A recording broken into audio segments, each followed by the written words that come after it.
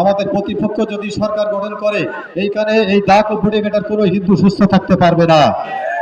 তাই সেই আমাদের সৃষ্টিকর্তা এবং আল্লাহদের দূত হিসাবে এইখানকার হিন্দুদের রক্ষা করার জন্য কৃষ্ণ নন্দীকে দূত হিসাবে এখানে ডক্টর শফিকুল সাহেব মনোনয়ন দিয়েছে। এইটা আমার এই হিন্দু সম্প্রদায়ের লোককে বুঝতে হবে। অনেকে আপনাদের অপব্যাখ্যা দিচ্ছে যে জামাত ক্ষমতায় গেলে আপনাদের মেয়ে ছেলেরা বেরোতে পারবে না, আপনারা বাজার ঘাট করতে পারবেন না, এইগুলো মিথ্যা অপবাদ দিচ্ছে আপনাদের বোরকা পরাবে, এগুলো সম্পূর্ণ ভাওতাবাজি। কত বড় ভাওতাবাজি তাই দেখেন। এখন বর্তমান সে একজন ব্যবসায়ী, ব্যবসা করার জন্য সে এখানে ছুটি আসছে ফ্যামিলি কার্ড, কোথায় কৃষক কার্ড নিয়ে। সব নাটকবাজি শুরু হয়ে গেছে। আবার আরেকটা নাটক কি করতেছে যে আমরা আওয়ামী লীগের পক্ষে আছি, আমরা আওয়ামী লীগ আমাদের সাথে আসুক, তাদের সমস্ত মামলা তুলে দেবো, আওয়ামী লীগ আমাদের ভোট দেব। মানে আরেকটা নাটক শুরু হয়েছে।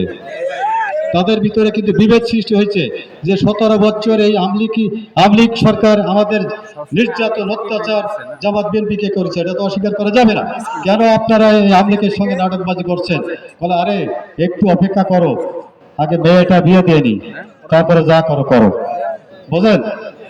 মানে ভোটটা হয়ে যাক, তারপরে এই আওয়ামী লীগের প্রতিটা লোককে তারা অত্যাচার নির্যাতন যদি না করে, তাহলে তখন বলবেন আমার বাড়ি বেশি দূরে নয়, আমি স্বর্ণদ্বীপ কলেজের প্রিন্সিপাল, ওখানে তো আমার থাকতে হবে।